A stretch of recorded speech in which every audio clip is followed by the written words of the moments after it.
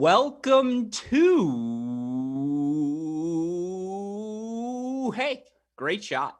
This is the Great Shot Podcast, a Cracked Racquets and Tennis Channel Podcast Network production. My name is Alex Gruskin. On today's show, we've got another edition of The Deciding Point for all of you listeners, our weekly breakdown of all the action happening across the Division I college tennis world. Of course, here on Thursdays, we talk about all the men's action that's happening across the country. And with another week in the books, you know what I'm going to say, folks, another jam-packed schedule on this show for us to break down all the results that happened. Of course, those of you tuning in live on YouTube will notice we are missing a member of our college tennis Holy Trinity tonight, Matt the Crack Stakowiak, doing what he loves most, going to watch his Carolina Hurricanes play in some hockey action as such, or NHL action. That just felt unnatural coming out of my mouth. Point being, no Matt the Crack for us on tonight's show. Nevertheless, we know we have to carry on. Too many good results for us to break down, too many good results for us to preview over the upcoming days as well. And if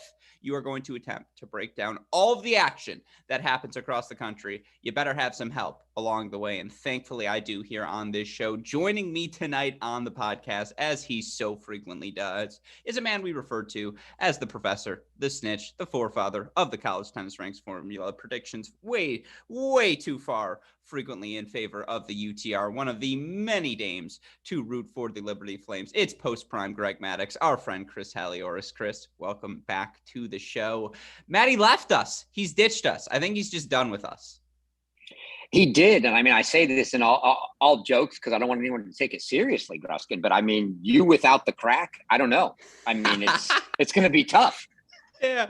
I mean, I'll tell you this. It's definitely me. It's not him. Like, you know, if he's going to give the reasons, he's going to be like, Gruskin, it's you. It's a lot. But no, nevertheless, Matty, a busy man. And so unfortunately, he will not be joining us tonight. Nevertheless, he always wants to offer his thoughts. And I'll just say him at the top. Go Bears. Baylor beats TCU. That was really cool. He thinks they're going to beat him again this weekend. So there's your Matty update. Obviously, I know he'd want us to get that in. But again, on today's show, we got plenty to talk about. Obviously, I know Scotty B is here on the chat, and to all of you tuning in live, welcome back. We always appreciate having you. Of course, Scotty B, we'll talk about the Baylor Bears knocking off TCU. We also want to talk about the University of Virginia, a team we said absolutely possessed the talent to win a national championship at the start of the season. Now, it was a slow start to their year, but they have come roaring back. Massive victory over Wake Forest this weekend, and they have run the gauntlet thus far, undefeated in ACC play. Are the Who's back? That's something we're going to discuss on today's show. We're also going to talk about Tennessee again, because certainly,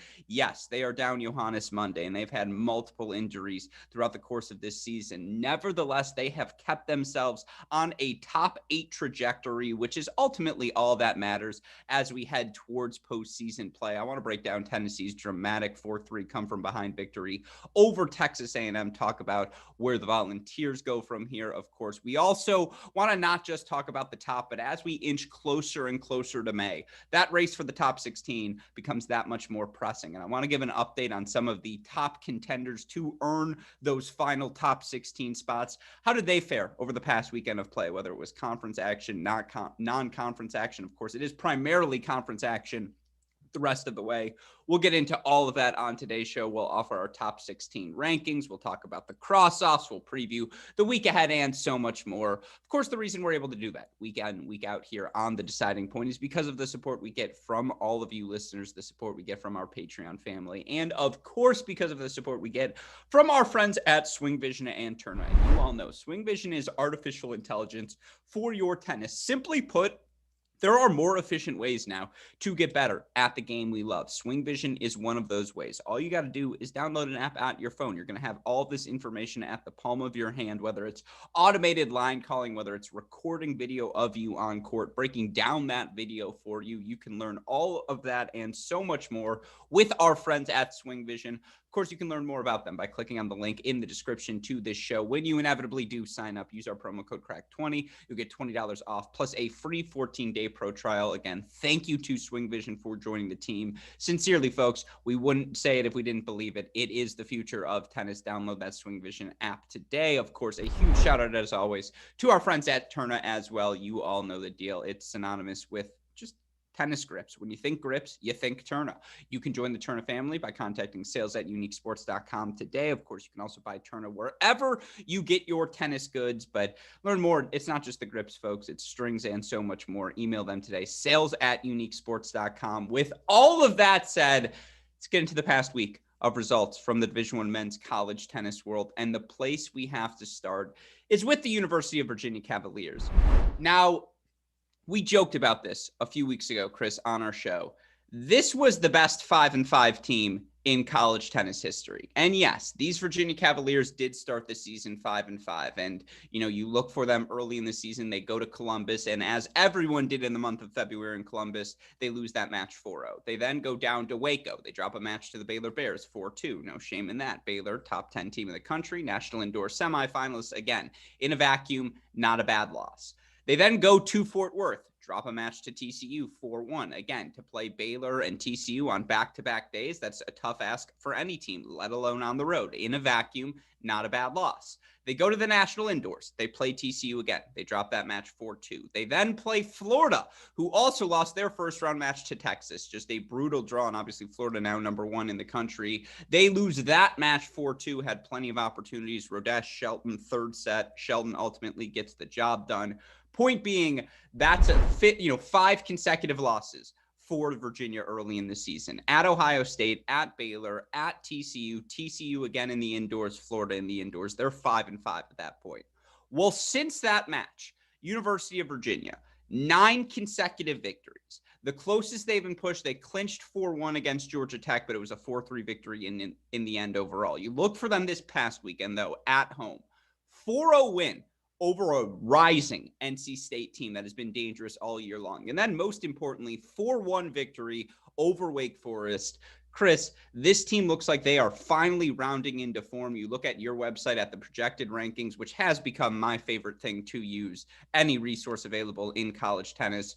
Virginia's back up to number 8 in those projected rankings. And, they're top 10 in the USTA polls now as well. A little sneak peek. I guarantee you they're going to be top 8 in our Cracked Racquets poll as we look later on here today.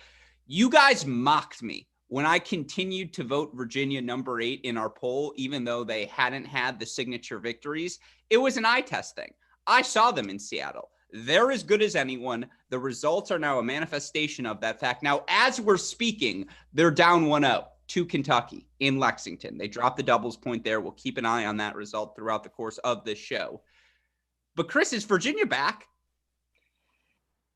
I mean, back is a relative word. I don't know that they ever left. And, us mocking you was really more of a, hey, Virginia, you have to penalize them for the losses, right? You lose 5 matches in a row.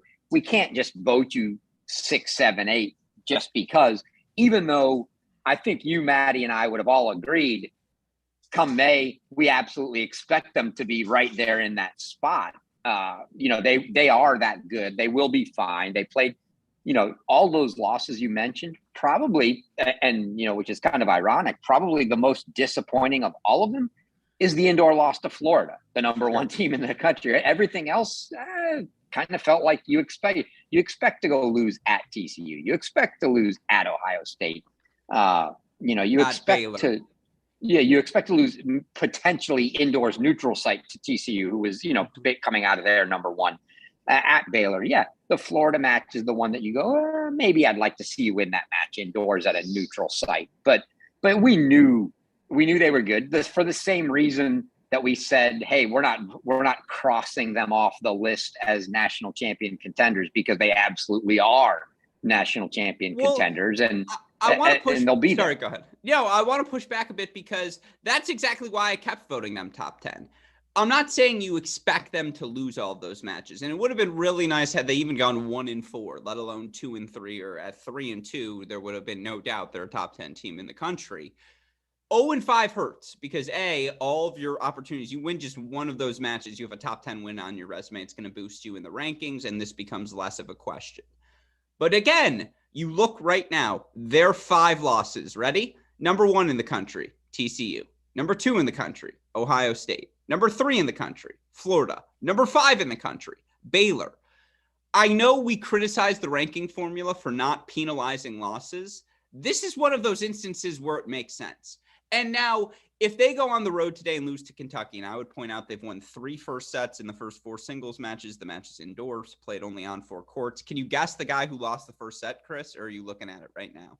Oh, I've already got it up. Diallo is the one that won the first set. Diallo beats von der Schulenburg, who's been the most consistent presence in the lineup. But you look for Virginia, and just again, how the records have shaken out, how they looked this past weekend against Wake Forest, and again at home.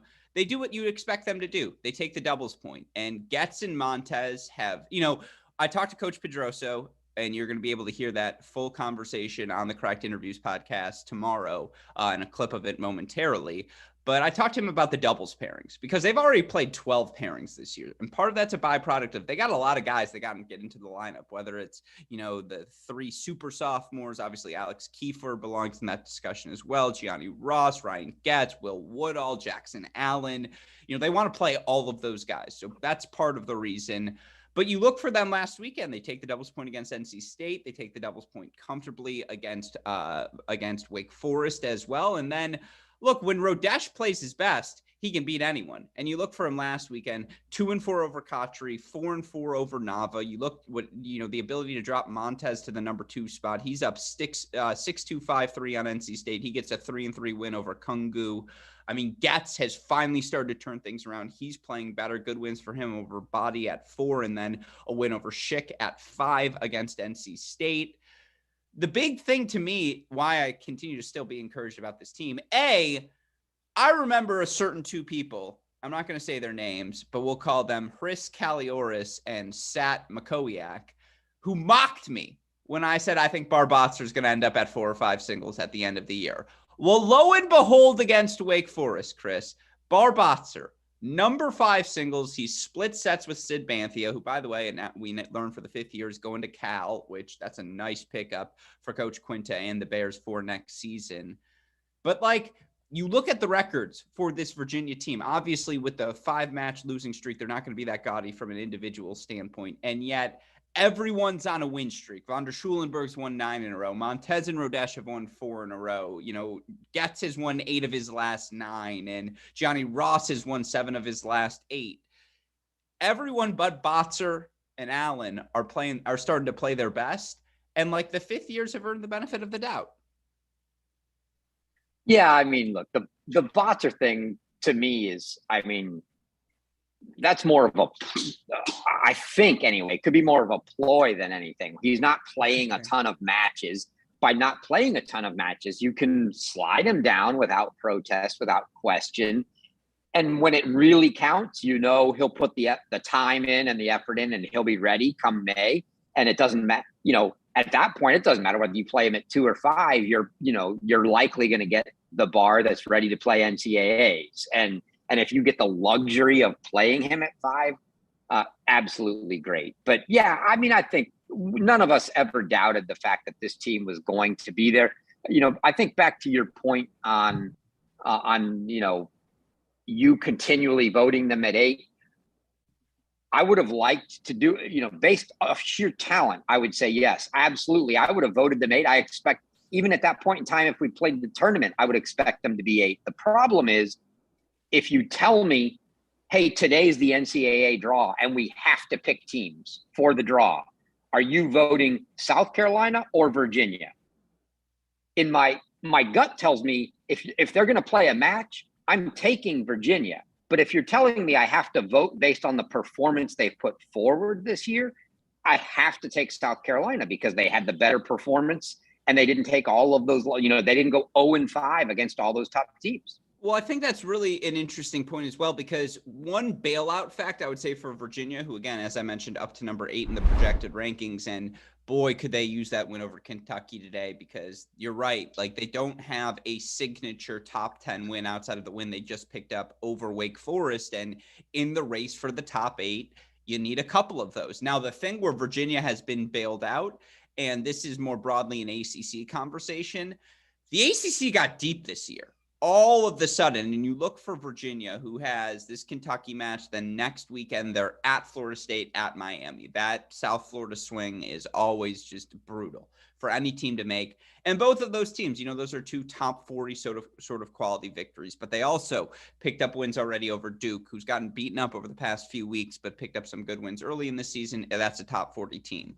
Louisville, shout out super producer Daniel Westhoff. Louisville has established themselves as a top 40 team. Duke's got to win over, Virginia's got to win over them. North Carolina, they've already beaten. And we haven't spent enough time talking about the North Carolina men this season, who are maybe the most fascinating team in the country, because just what a ragtag group of characters, and just like Cernak, and what Brian Cernak has done this season.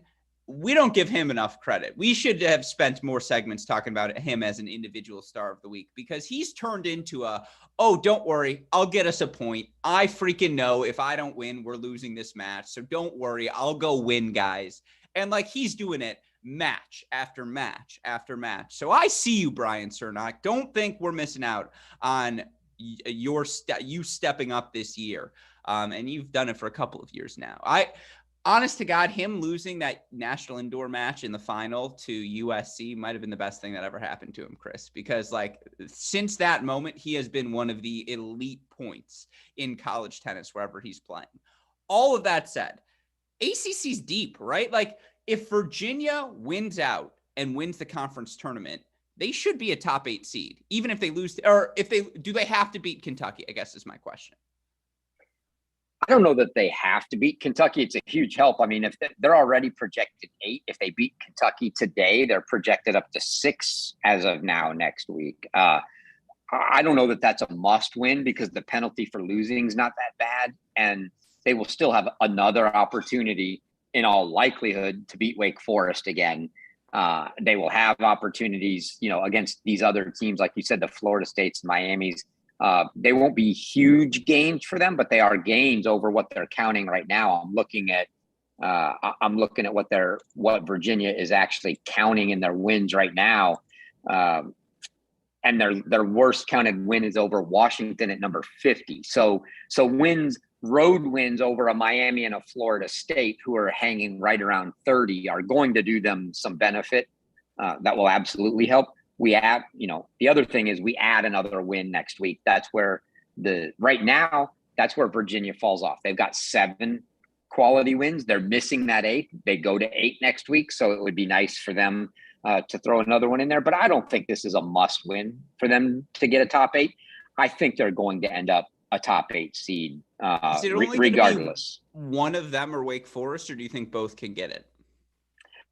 I think both could make it. Now for Wake, they may need to beat Virginia. I'm not sure. They're, let's look where they're right now. Well, they're sitting 7 right now. It's very possible that they could both land there. I mean, look, the teams that are sitting right outside that bubble of the top 8 right now, South Carolina, Georgia, Texas, I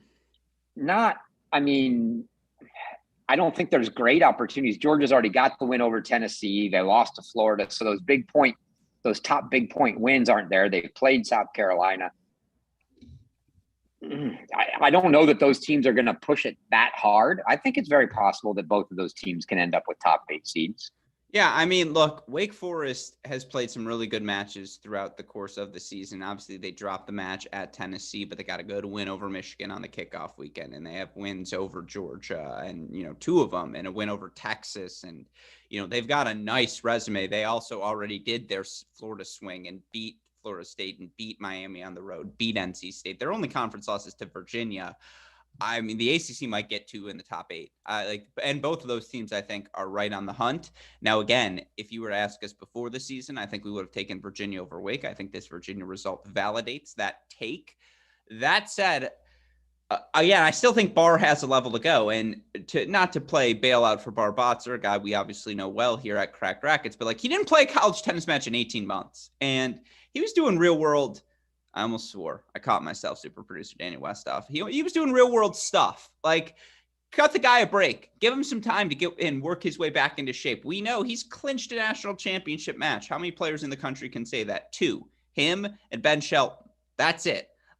I want that guy on my roster. So, yeah, I feel like this Virginia team is rounding into form, and now things get really fun. And that whole ACC conference, again, we're going to get into them when we talk about the top 16 hunt, but it's a fascinating race to 3, 4, 5, 6 in the conference, and it's a deep race as well as you look towards the NCAA tournament in the bottom of the field as well. But with that in mind, let's move on. That's enough time on the ACC. Let's go to a topic near and dear to your heart, and of course, we'll be talking about them extensively in an individual podcast as part of our broadcast deal with the SEC. Oh, excuse me. Before we move on, since you and I spent a lot of time speculating about that Virginia slow start to the season and what it might have done to this team, let's hear from Coach Pedroso directly about, again, the slow start, bouncing back from it, and where this Virginia team is at moving forward.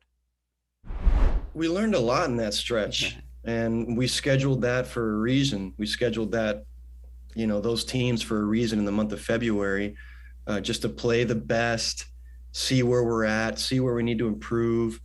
And I felt like guys handled it really well. There were some really tough losses that we were points away from winning, but this is a mature group, united group.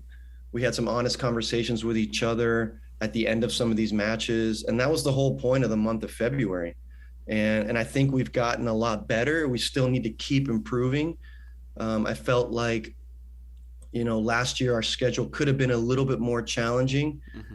And I felt like we weren't totally prepared for the NCAA tournament. And so this year, I didn't want that to happen at all. So we scheduled really tough. I think playing Kentucky today in Lexington is another great test where we're going to learn a lot about ourselves. And it's just about continuing to get better throughout the season. That's a big lesson I've learned as a head coach. And I'm hopefully it'll pay off. I appreciate Coach Pedroso taking the time to chat this morning. As you heard, he's competing against Kentucky today, and right now 1-1 in that Virginia-Kentucky match. Virginia getting a win 6-4, 6-2 from Ryan Gatz. He continues his strong form. That's a good win over Musatelli at the number 4 spot. Gabriel Diallo 6-3. We're not going to give you a live update because by the time you listen to this respectfully on the podcast form, it'll be over, but we will give you an update when that match is over, and maybe I'll throw it in every so often. With that in mind, let's move away from the ACC, talk about what's happening in the Southeastern Conference, of course, a conference near and dear to your heart, a conference we will break down individually as part of our broadcast agreement with the SEC. But let's talk about Tennessee, who, they've been without Johannes Monday now for 3 weeks, and, they've had various injuries throughout the season. Martin Prada, he may be healthy now, but he's clearly not playing the best tennis, the sort of tennis he played last season, still working his way towards that form. And, Pat Harper has been in and out in both doubles and singles this season, and, they were missing him this weekend in doubles against Texas A&M. They dropped the doubles point. I believe they drop 4 first sets in singles as well. Nevertheless, in the end, Tennessee, just a delicious 4-3 victory over Texas A&M, a match we were fortunate enough to have on our Cracked Racquets broadcast. Of course, they then knock off, in my opinion, a very scrappy LSU team, 4-1 as well. They're going to retain their top 8 ranking, and you look in the projected rankings right now, Tennessee currently at number 5, but projected to go up to number 4. Obviously, they banked a bunch of great wins before the national indoors. They make the finals of the national indoors as well. Has Tennessee secured themselves a top 8 spot? Because, again, we don't know how long this Monday absence is going to last. They survived. They didn't drop one of the bad matches. I feel like you can afford a loss to a top 10 team in South Carolina. You can afford to drop a match to Florida. Yeah, you'd like the Georgia one back, but again, that's not going to kill you. I feel like a loss to A&M would have hurt them on a scale those other 3 didn't. Yeah, I mean, from the SEC perspective, I think they've got, really only one really losable match left on the schedule, and that's the match at Kentucky. Mm-hmm. So they could lose that, but even losing that isn't going to hurt, and they'll still be a top 8 team at that point. So I think they, for the most part, probably secured that top 8 spot. Now, I don't think, if they beat Kentucky, that's a huge boost for them, and it helps. They're not going to get a ton of points out of anything left. Obviously, Alabama, Arkansas, not going to provide a lot of points, or Vandy. They do have the match with Auburn that will be worth some okay points. But yeah, I think they're probably safely. It feels like they're fairly safely in, unless a bunch of teams just have huge conference tournaments and jump up and try to get around them. They're not really going to find their own way out of it. Some teams are going to have to do really good things. So I think they're probably safely in. But to your point, I mean, the match with A&M, they were down 3-0. If I'm not mistaken, that was 3-0 A&M. And I think A&M even had a break. And they were down a set and a break at 2. Emil Hudd was down a break. Yeah, and that could have been it. And then they turned the tide and came back. So yes, they did what a good team has to do, and they came back and won.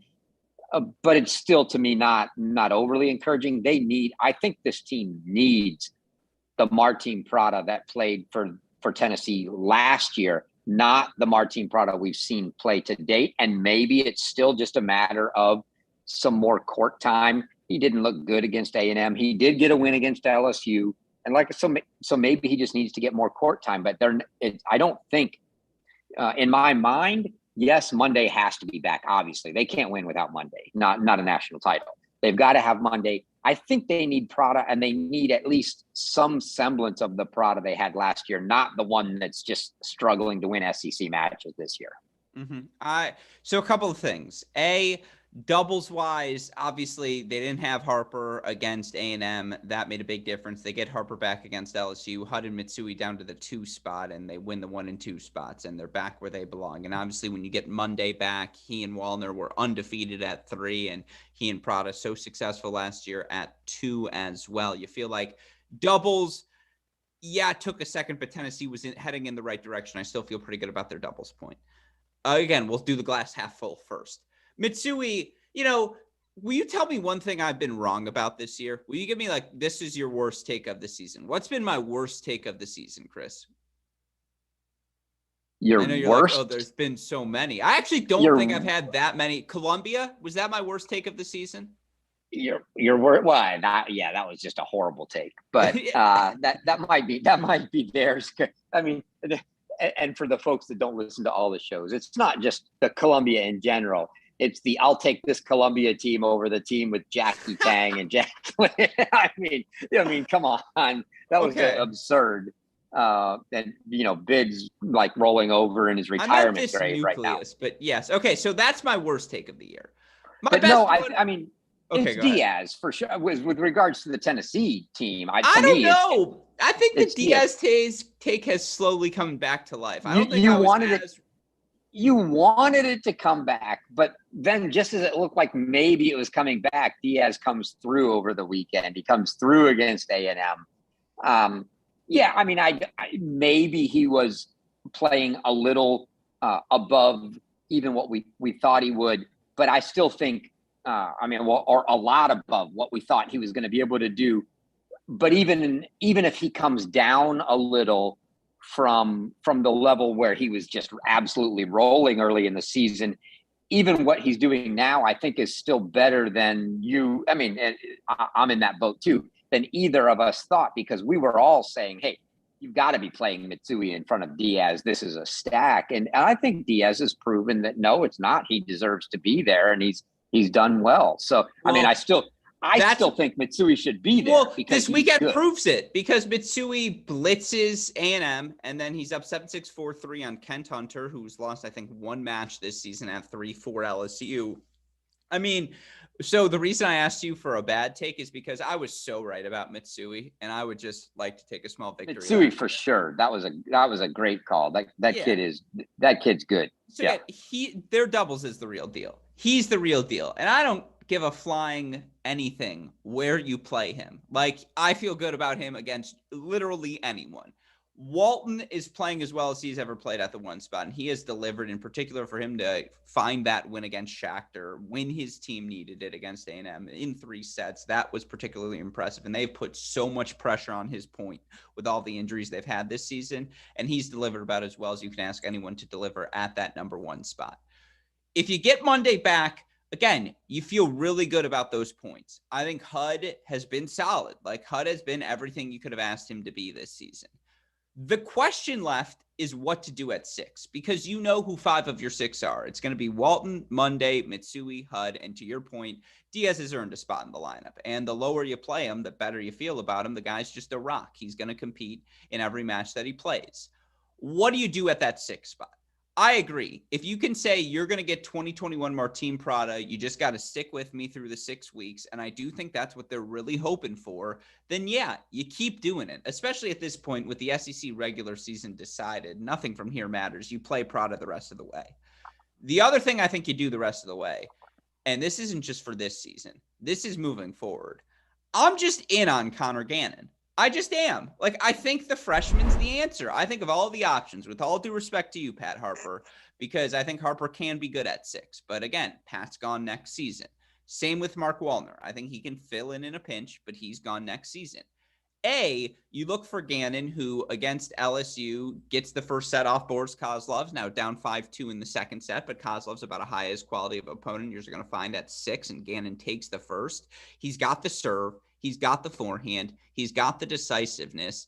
If you're asking me what's better for the future of Tennessee, to take the lumps with Prada or to take the lumps with Gannon, the answer in 2022 is probably Prada, because the best version of him right now we've seen is better than Gannon. But moving forward, Gannon's the answer. Like, and I would be done with anything else. I'd be like, with all due respect, we're just playing Gannon at 6 when there's any sort of question. Yeah, I don't disagree. Between when we get into the Gannon versus Wallner versus Harper discussion, I thought coming into the year that Harper, when healthy, was absolutely the answer.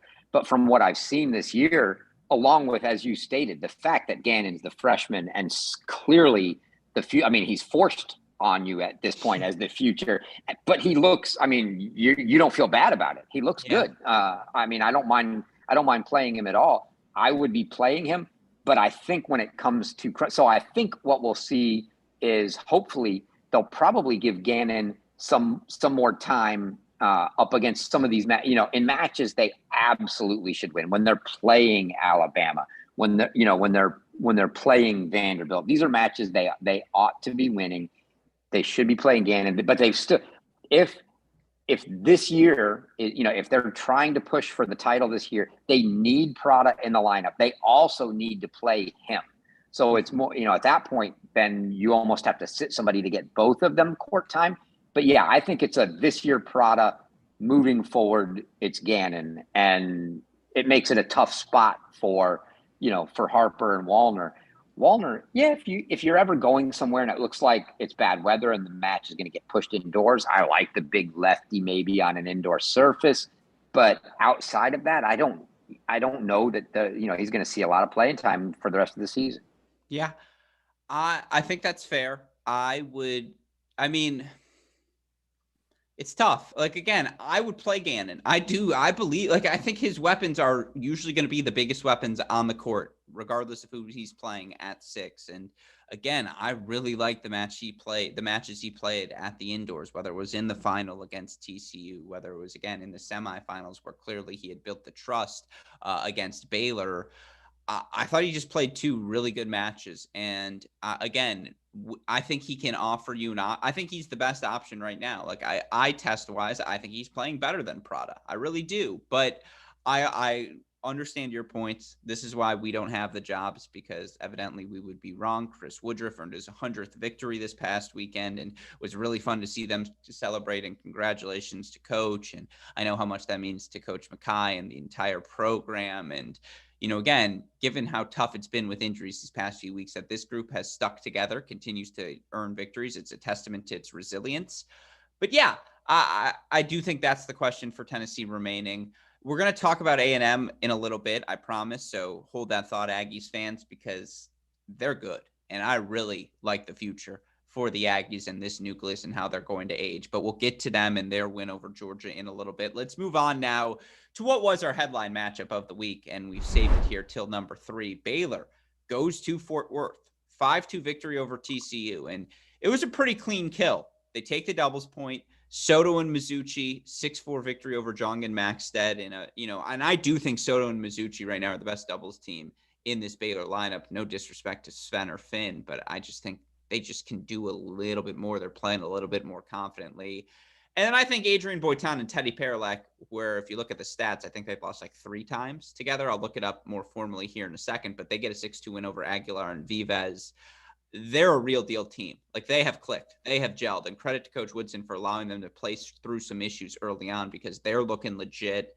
And then again, straight set victories. Boitan, 3-3 over Aguilar. Mizuchi, 4-1 over Jirasek at 6. And then perhaps the win of the day, Finn Bass, 1-3 over Jake Fernley. Now, again, TCU ends up getting 3-set wins at 2-3 over Soto and Law from Famba and Jong. And, whatever happened at 5, Vives retires in the 3rd set. We can throw that one out, but he and Perilak were battling.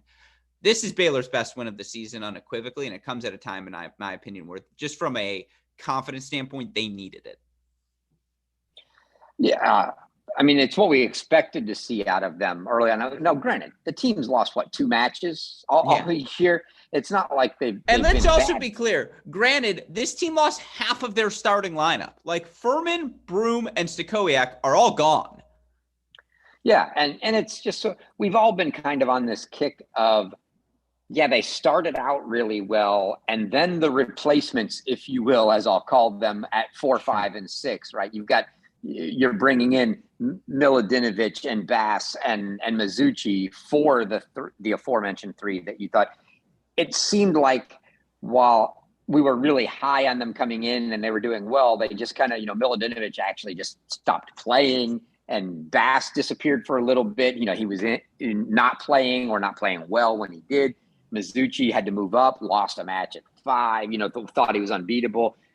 It wasn't the 3 guys you had at 4 through 6 last year. But look, it's still a really, really good team. They needed this match to get them going. They got back on the right foot. And I have no doubts about the fact that it's still a really good team. And I expect them to be right there in the national championship hunt. Yeah, I do think when you look for this team, and I have the stats now in front of me for the Baylor Bears, Mizuchi and Soto, 13-4. I do think they have been the best team for this group. Boitan, Perilak, 9-3 overall. Bass and Law have struggled. They really have. And I know 9-5 from a record, again, on the surface, that's fine. But you expected better than fine from them. Like, if we're being honest, at the number 1 spot, particularly given the fall that they had, and they've struggled a bit against obviously a very high level of competition. I mean, Adrian down to Styler in Michigan, I think was a testament to how well Michigan is playing right now. But again, let's look at the record. Soto's 5-5 at the 2 single spots. Sven Law's 7-5 at the 3 single spot. Now they're 15-3 at 5 and 17-3 at 6. They've come pretty close to replicating the depth that they saw from last season. Obviously, when you actually look at the context of who Matias Soto has lost to, you start to realize, well, okay, it's to the Virginias of the world or to Kentucky indoors when Diallo's just playing lights freaking out. And, again, to lose a 3-set match to Famba, I don't think that's a bad loss at all. And, again, I'm not saying Matias Soto is playing poorly. And to your point, this team has lost twice. They lose 4-2 to Tennessee, 4-0 at Michigan. I don't know. It does feel like that's the low-hanging fruit. It's like, even if they're not playing poorly, Soto and Law are not playing their best. And if Soto and Law start to play their best, this team's ceiling just goes to another level. Yeah, and I think, Law has always been super unpredictable. You never know which version of Sven Law you're going to see. Soto, I just expect to get better. That guy's a grinder. He's a fighter. He's not going away. It's not, you're not going to go down from a 500 type record with him. Mm-hmm. So I don't expect this team to be any worse than they are. And like you said, they've got 2 losses. So yeah, it's a short Big 12 season. Only 6 teams. So they play 5 conference matches. The first TCU match, I believe, was the non-conference match. You can correct me if I'm wrong. And then they actually play a conference match against them. But yeah, it's going to be a short conference season, and they're going to be just fine. They're hitting their groove now. They'll be ready for NCAAs when it rolls around, and they've got everything they need. Yeah, it's a really fun team, and I do think the fact that they've got Texas this weekend, the fact that they've got TCU at home, coming up again as well.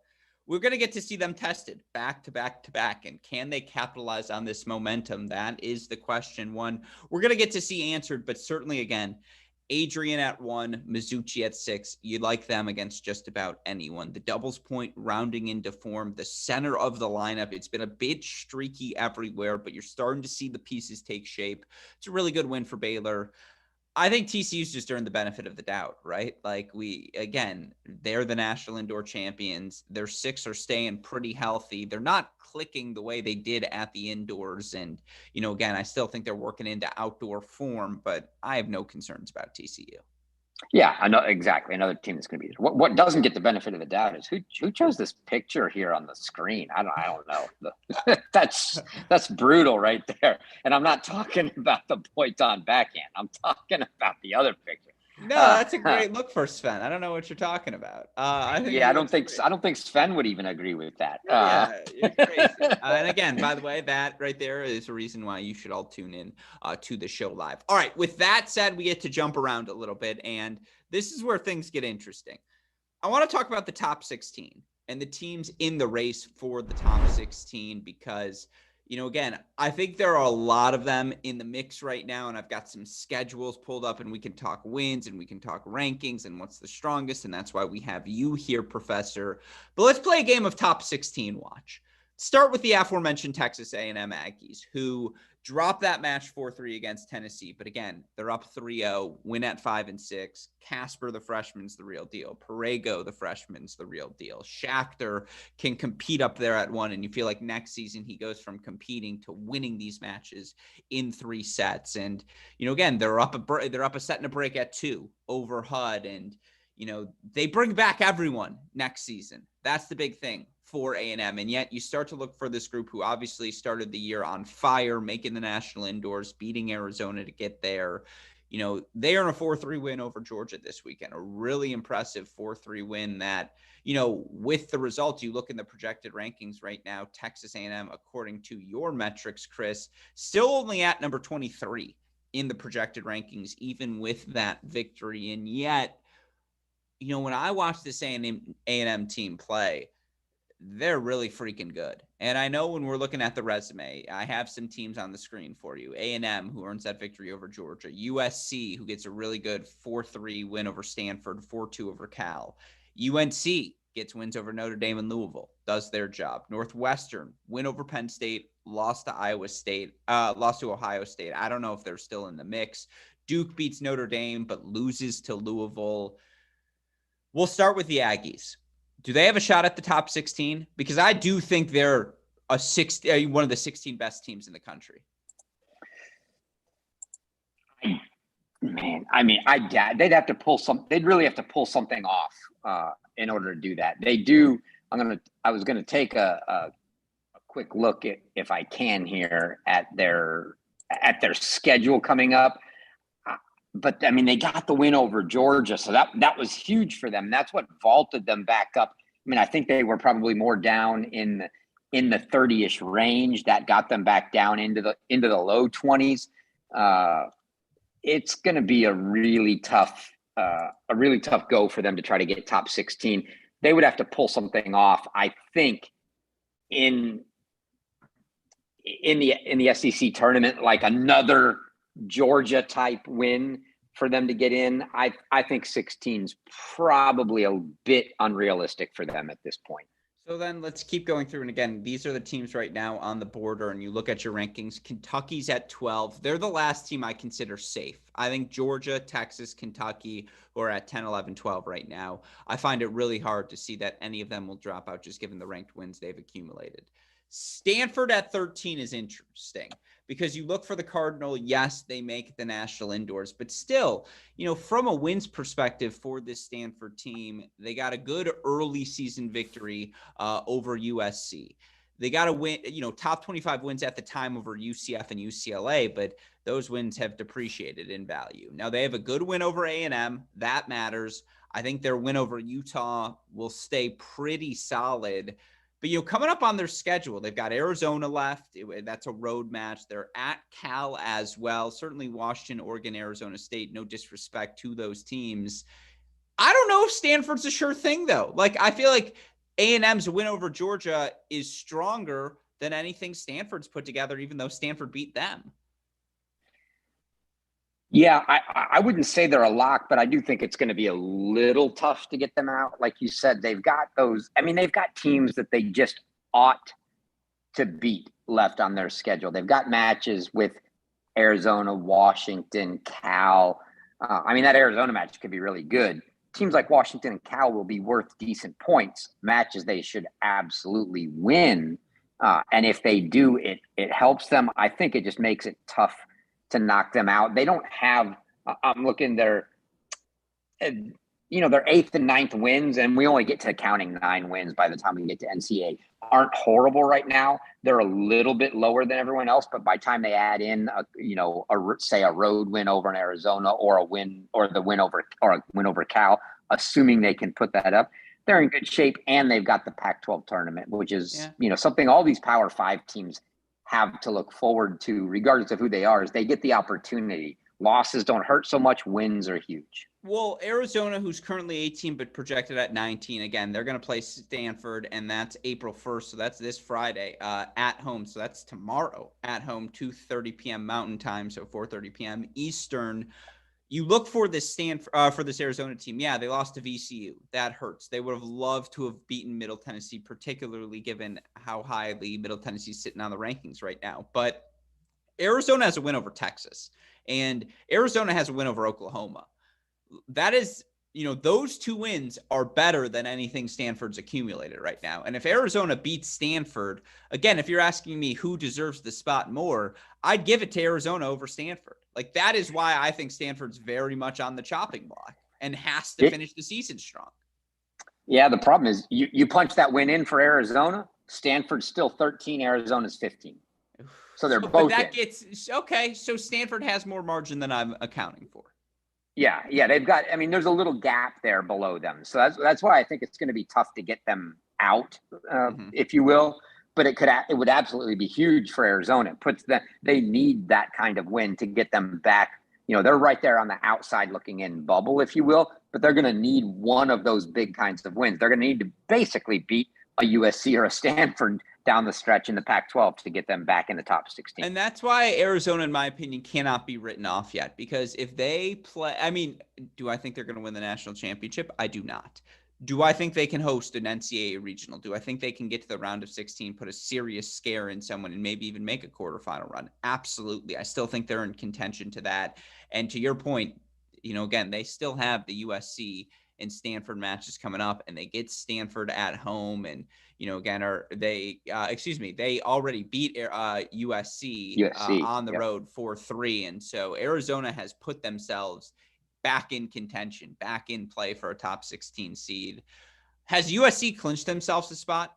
Of this group, I think they're probably the closest. They have the win over Stanford. They've got, a good win, I think, over Pepperdine as well. And, the Ole Miss win, 2 wins over Stanford, The Ole Miss win, I don't know how well that appreciates. Now, certainly they've lost a match to Pepperdine. They lose that match to Arizona, 4-3 to Texas as well. And sadly, the closeness of your loss is not rewarded in the rankings formula.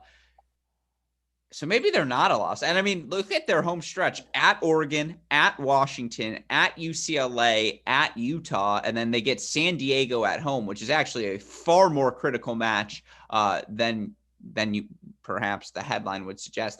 That's very true. That's perhaps for both teams try to win. That could be a top 16. That could be a winner host, loser doesn't. Yeah, winner go home at the time we get there. Okay, April 13th, which is 2 weekends from now, Chris, or 2 Wednesdays from now. That's a winner go home match. I like it. Let's circle it. We'll get back to that one. I like that. First on the calendar. Lock it in. Yeah. But is this USC team a lock or no? No, they're not a lock. They're sitting at 14-ish area, right? So you've got a couple spots of room. But when you look at the teams behind you, yeah, it seems like it might be tough for a Harvard or a Middle Tennessee to really pile up wins that would really vault them up over top of you just because their conference tournaments, et cetera, right? And, the rest of their conference season and tournaments, if they have them, aren't going to provide those opportunities.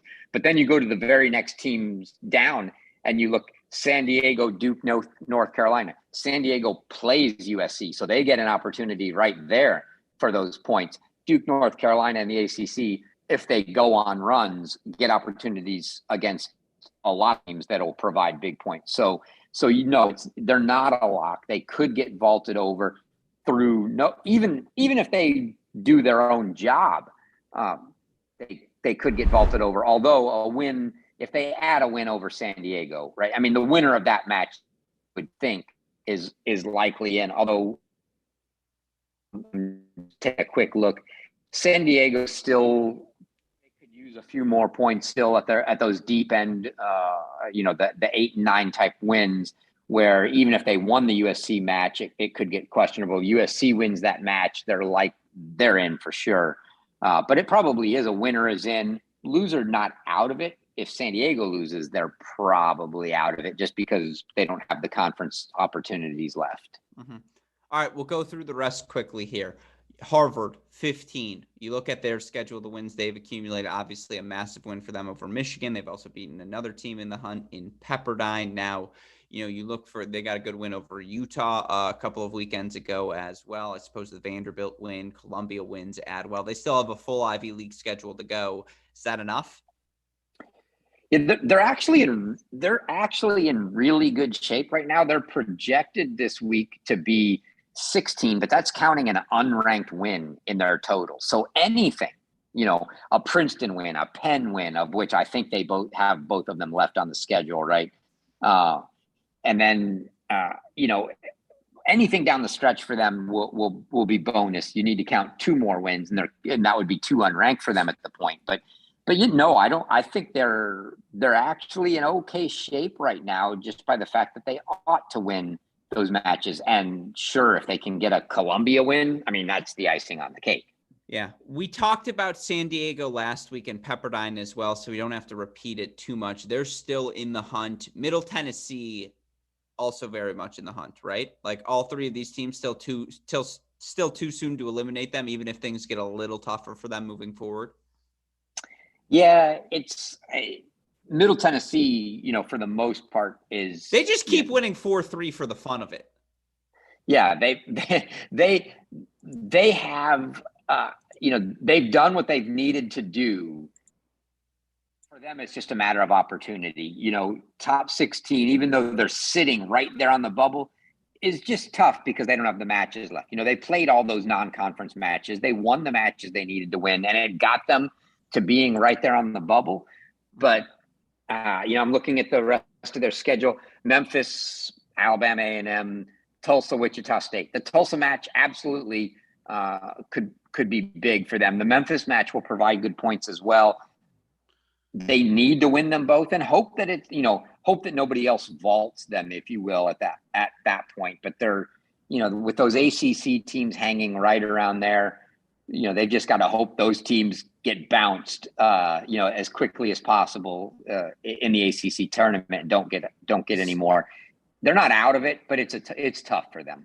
So let's go through it quickly. Again, those ACC schools right now, Duke projected 18, North Carolina projected 20, and it's worth noting North Carolina wins already over Florida State, Miami. They have the big win over South Carolina as well, which is probably the best non-conference win of this group, although certainly North Carolina State, I think, also has that win, and they beat North Carolina as well. But right now, Duke's 18, North Carolina 20, NC State 24, Notre Dame 27, Louisville 28, Florida State 29, Miami 31. I imagine we can eliminate Florida State and Miami from this discussion. But Duke, North Carolina, NC State, Notre Dame, Louisville.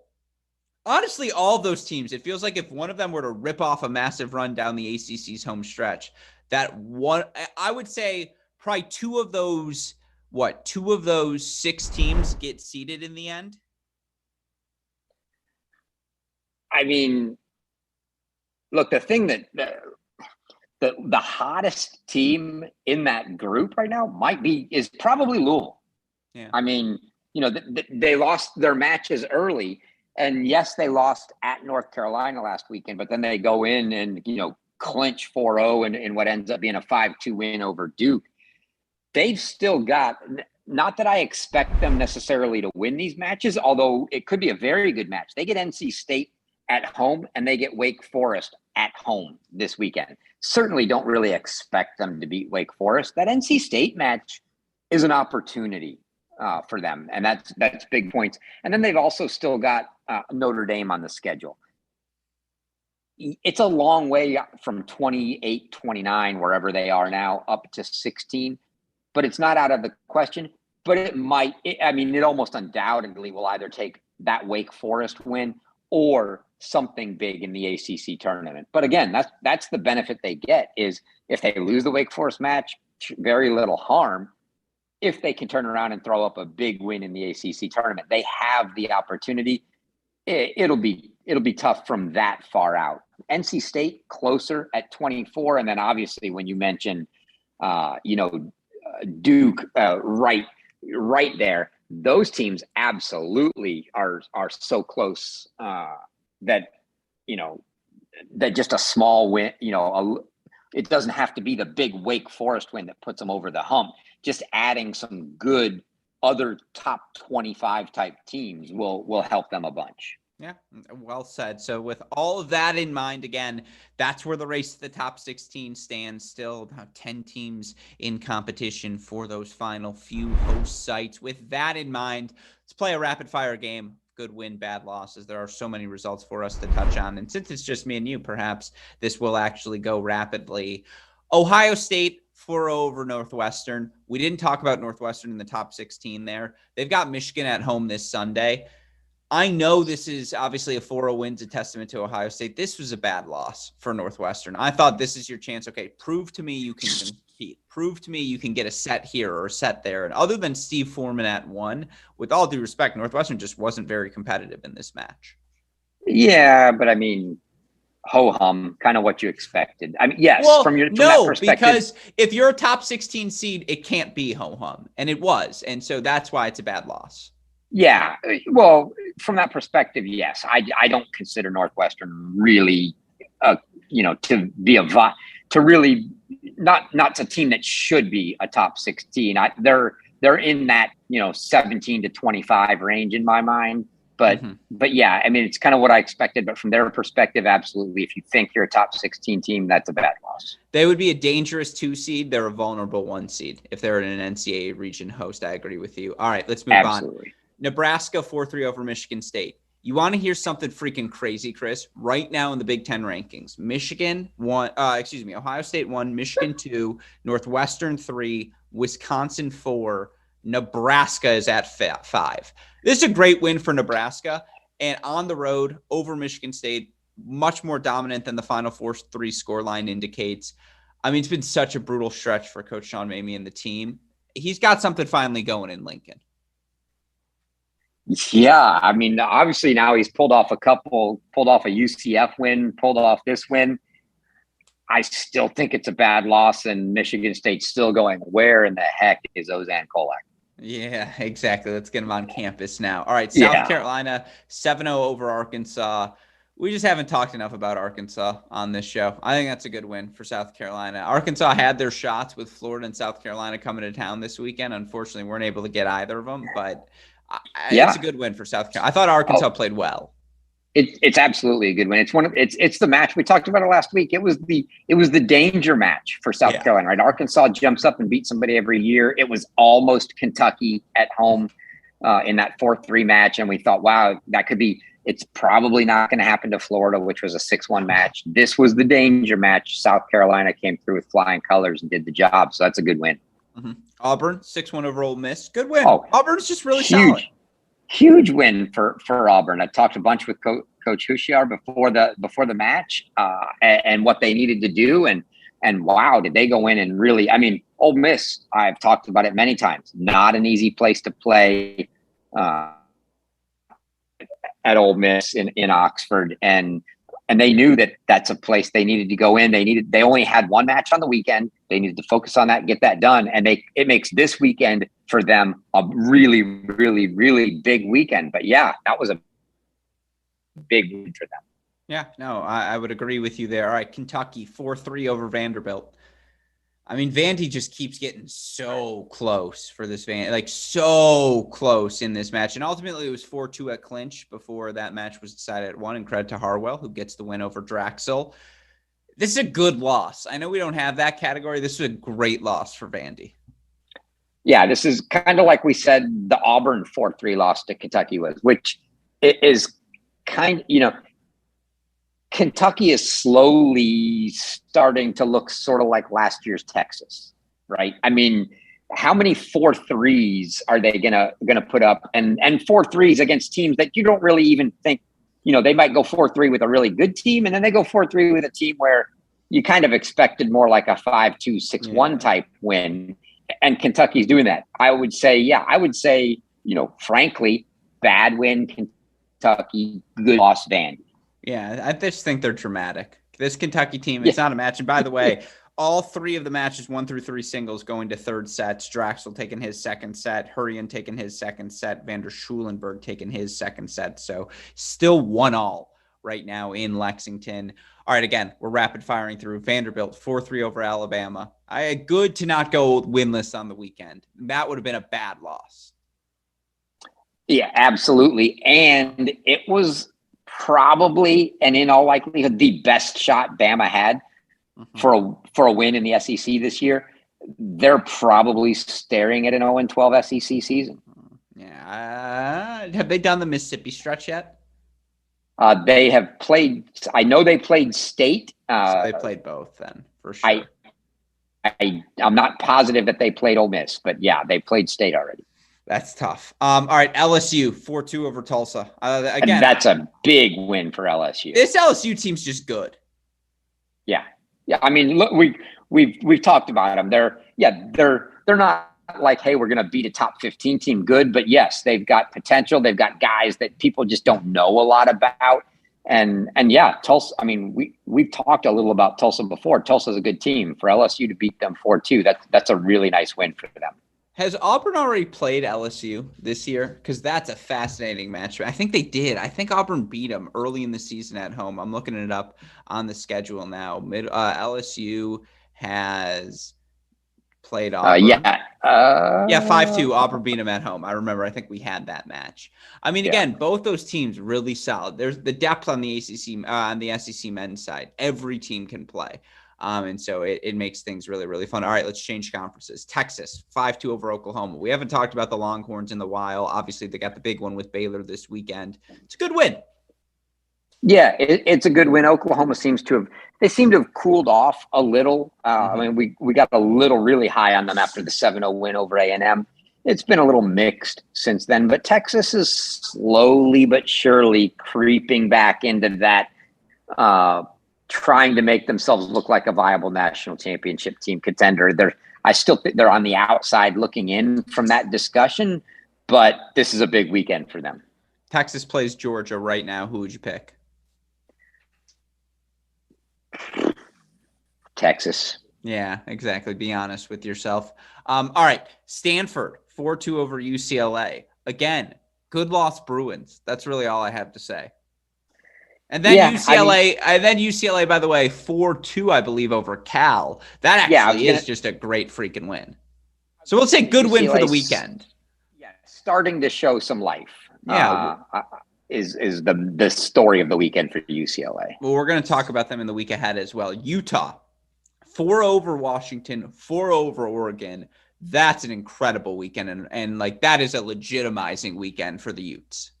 Yeah, I mean, started out 16-0. I'm not sure when they actually lost their first match to. I think it was Stanford. Was probably the first one, and then and followed it up with another. And okay, so we all kind of knew it was coming, and there it goes. And then you probably expected at least some follow through, whether it was a 1-1 or an 0-2 weekend. Certainly did not expect to see 2-0 against those teams, and especially 4-0 sweeps. Huge. Very impressive weekend for Roland and the Utes. Mm-hmm. Middle Tennessee, 4-3 over Texas Tech. Who likes drama more, Middle Tennessee or Kentucky? Oh, I mean, geez, Middle Tennessee. Well, If you throw in the coach, I'll go Middle Tennessee. Nah, Drexel gives. I mean, a drama off between Cedric and Coach Borendame. That would be fun. I'm in. But that's Maybe Draxel versus Coach Borendame. Then it's even. Cedric, not so much on the drama. Draxel, Borendame. Ooh, that's a tough call. Middle Tennessee just needs to win everything. So by product of that, it's a good win. 6-1 first set, by the way, to Barbotzer. So Virginia looking good right now. VCU 4-0 over Cornell. USF 4-2 over Cornell. VCU 4-3 over USF. I mean, they're ultimately your winners of the weekend. Yeah, I mean, VCU we knew was, I mean, with the brothers up top, who I think that matches this weekend, Liberty match, go Flames. So, Sure.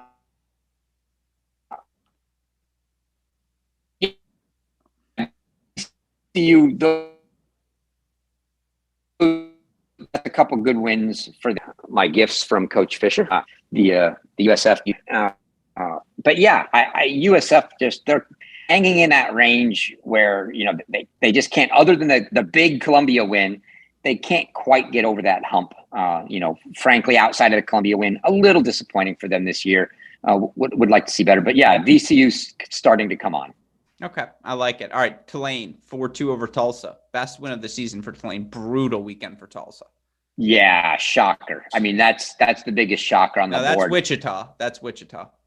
So, yeah. I mean, I definitely did not see Tulsa losing to Tulane. Obviously it's a good win for Tulane. It's a bad loss for Tulsa. Fair. Hawaii 4-3 over UCSB. I'm just saying, before Andre Iligan transfers to Wake Forest, let's get some wins at Hawaii. Yeah, I mean, UCSB, right?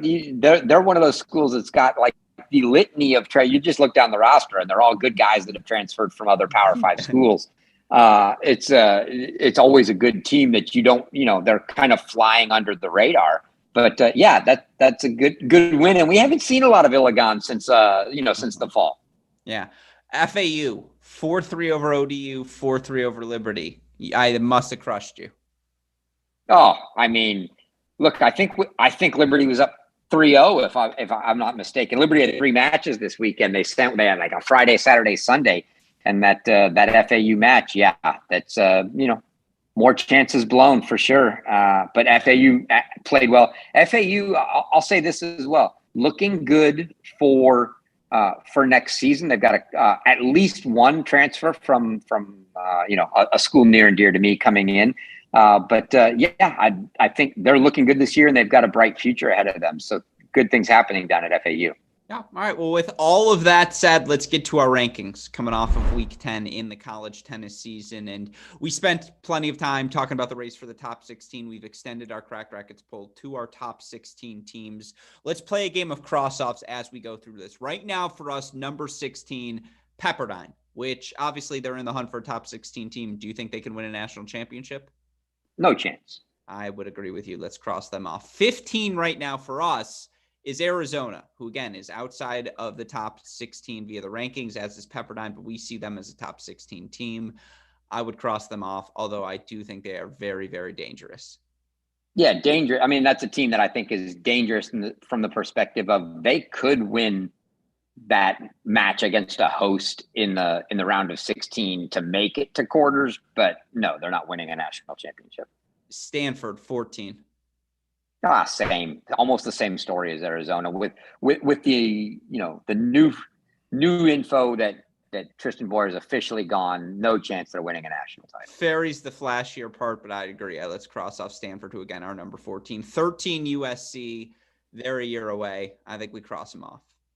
Yeah, they're not going to win a title this year. Very, very promising looking future for that team with the young guys. But yeah, they're a year away for sure. South Carolina could make the semifinals. They're our number 12 team. I don't think they can do it 4 times in a row.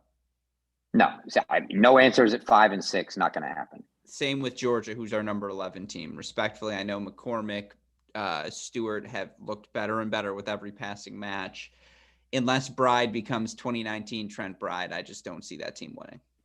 Yeah, that's the real problem. I mean, some of these other teams like South Carolina, I say runs 4, actually probably only 3.5 because I call Lambling a half deep.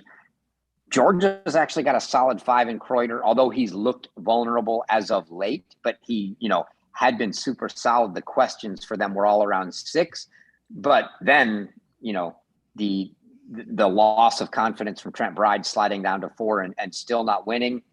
Yeah, I mean, to your point, Trent Bride would have to return to the Trent Bride of old for them to have any chance. I just don't see a lock in their lineup. I don't see a single lock. I think they can be competitive everywhere, but there are no locks, and so that's an issue. Right. Texas at 10, I'm not crossing off. I don't care what you say. I refuse. I have eyes. I was in Seattle. This team's as good as anyone when they're healthy and playing their best. Yeah, I think, kind of like I wanted to hang on to Stanford until we officially knew if Boyer was out. I would say that that's accurate with Texas. Like if which it's not out of the question, you get a healthy Texas, they could win it.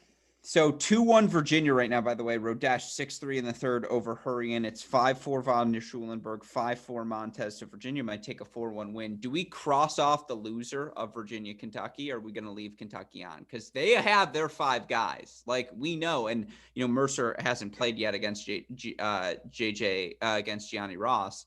But, again, you're looking at this Virginia match, 3 sets Draxel Montez, 3 sets Rodesh Hurrien, 3 sets Diallo, Volunteer, Schulenberg. I know Getz won in straights, but Musatelli's been great at 4. I think this is indicative of, the on the right. It's just going to be who plays better on any given day. And I think this result, if anything, proves Kentucky should still not be crossed off. Yeah, I'm not going to cross them off. I'll say even if I still give Virginia the bigger scale nod that even if Kentucky won, I'm absolutely not crossing off Virginia. I wouldn't cross Kentucky off. I could see people making the argument to do so more so than Virginia, but no, I again, like I said before, I still think that Kentucky's a very, very dangerous team, especially if they can find doubles like they did today. So, and it may not go their way today, but they could absolutely do it. We'll cut out the Kent, but not the Ucky. We're not crossing off Ucky. They're still alive. Wake, I just think Wake would have to win 4-3 matches 4 times in a row, and I just don't think that happens. So that's why I would cross them off. It's like they can find 3 against anyone. It's just such thin margins for them to find 4. Yeah, I'm with you. I just think there's too many unknowns and they're super deep, but we always come back to, but 1, 2, 3, can they take 2 of those? I don't know. I feel good about them getting 1 of those 3, but I don't think for 6 matches in a row, they managed to make it all the way through. Somebody, they're going to just run into somebody that they can't beat when they're not having their best day. They need their best day from round of 16 on to beat everybody. So and that's 4 matches. So we're going to cross off Wake Forest at number 8. Now, I think as we go through, and we'll do this faster, Tennessee, we're leaving on. Yes or no? You can just yes or no these. I don't think we have to make the case. Virginia, leave on at 6. TCU, leave on at 5. Baylor at 4. Ohio State at 3. I'm assuming you're saying yes. I don't know. For some reason, I can't hear you, but I'm Yep. Leave them on. Are you going to cross off Michigan just to break my heart, or actually make me feel better? Can't possibly do that. You're not going to cross. Will you please cross them off? I need someone to. I don't like this at all. We're gonna jinx you, Gruskin. I mean, they're gonna lose round of 16 hosting or something, but no, they could win a title for sure. Von der Schulenberg knocks off Diallo in 3 sets. It's 3-1 Virginia. Montez up 6-5, and Botzer that 6-1 first set at number 5 as well. All right. With that in mind, Florida, let's cross them off. No, obviously Florida not being crossed off at number 1. That's where things stand. That's our top 16 rankings. And again, as we look towards the NCAA tournament, we'll continue to do that. Maybe we'll uncross some teams depending on some late runs. With all of that said, let's look at the week ahead as we look at week 11. And there are a bunch of fun matches on the schedule. I have 5 headliners for us. You pick one for us to break down. Baylor at Texas, fascinating. TCU at Baylor, we already discussed. Stanford's at Arizona. You've got Michigan at Northwestern, which we're going to have on our broadcast on Sunday, and Dalton Thieneman contractually obligated. I put that match in the headlines. Kentucky at South Carolina as well. Which of our headliners are you watching most closely? Well, for me, surely it's going to be Kentucky at South Carolina, just because it's the SEC match. But I think outside of that, I want to see the TCU Baylor. Okay, part two. How do you do? I'm team Baylor at Texas because I'm waiting for Texas, who looked so good in their first round win over Florida at the National Indoors. Can I see that again, please? That's an interesting one.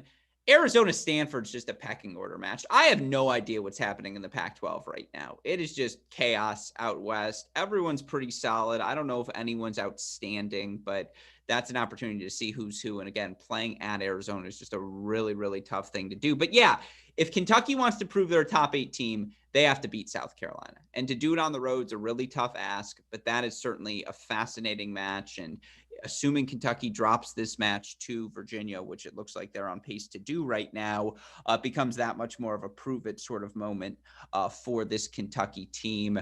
Top 16 implications. NC State at Louisville, at Notre Dame, Cal at Arizona, A&M at Auburn. That A&M Auburn one to me is really, really interesting. How good is Auburn? Get a win over A&M. And I think that'd be your best win of the season. Yeah, it's a big weekend for Auburn. They get Mississippi State and A&M, right? So that's, they went into Ole Miss last weekend. They won at Ole Miss. They knew that set up a huge weekend for them here. Yeah, it'll be, if they split the weekend, probably still okay. It'd be kind of disastrous for them to go 0-2. If they come out of a weekend 2-0 against State and A&M, they're for sure the real deal. And probably all of a sudden, I haven't punched it in, but they would probably be in that discussion for top 16. In fact, I'm going to do that real quick and see a couple wins for Auburn and 23. So still not quite there, but yeah, that absolutely solidifies them as a real deal if they could do that. No, they're on the precipice. And then the other ones, OK State at Oklahoma. I think that's a really fun Big 12 match. I just want to see this Oklahoma State. How real is it? Princeton at Penn's fun. Wisconsin at Nebraska for the Big 10 nerds. Memphis at SMU. But then what I'm going to watch most closely, and I know this is beating a dead horse, UCLA at Washington, UCLA at Oregon. Do they win a match this weekend, Chris? UCLA? Yeah. Oh, absolutely. 2-0?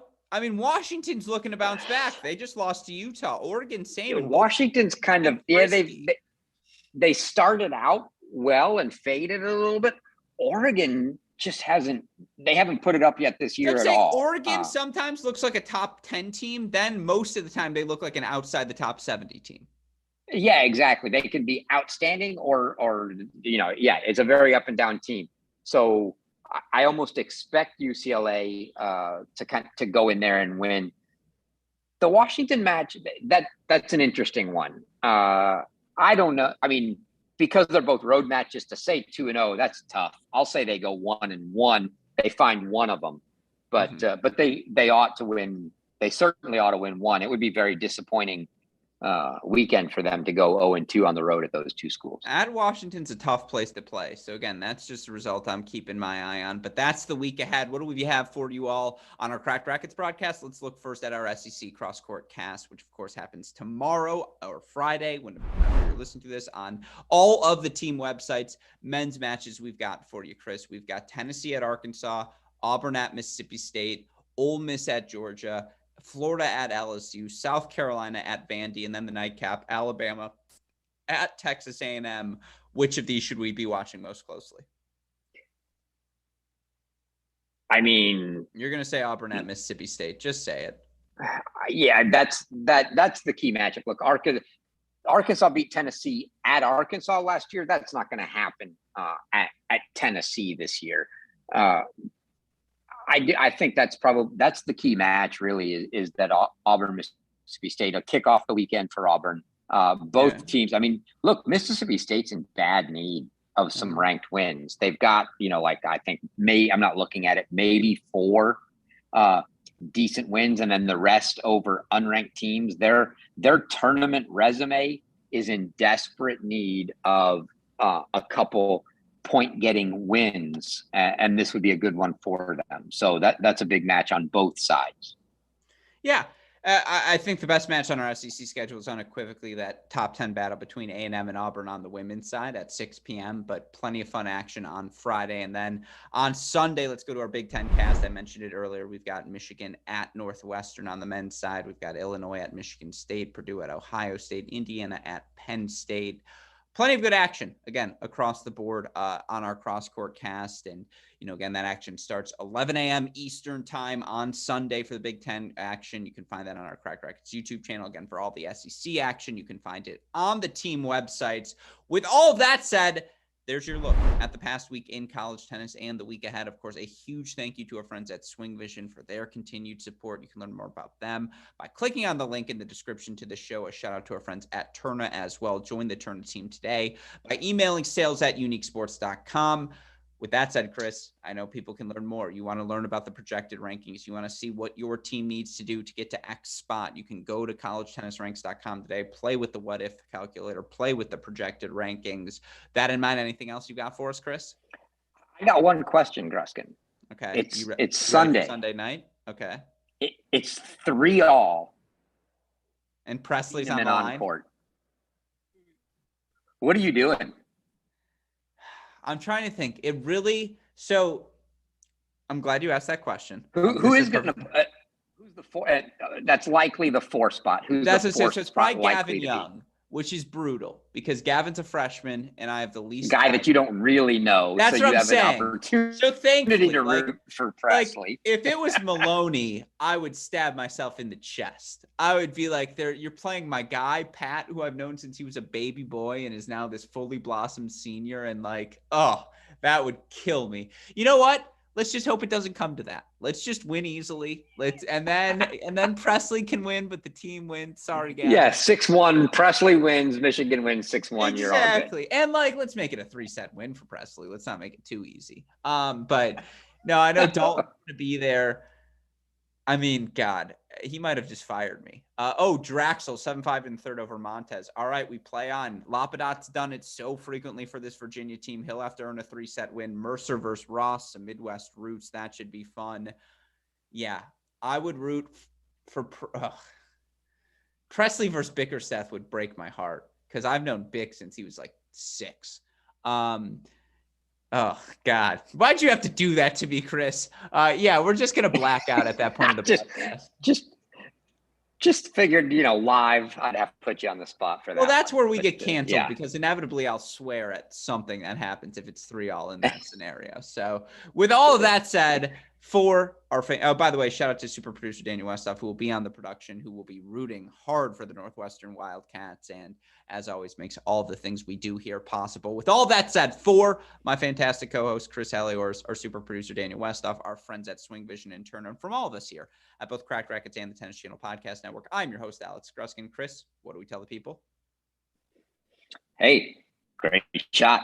You almost said that's the break, and we will see you all next week. Thanks, everyone.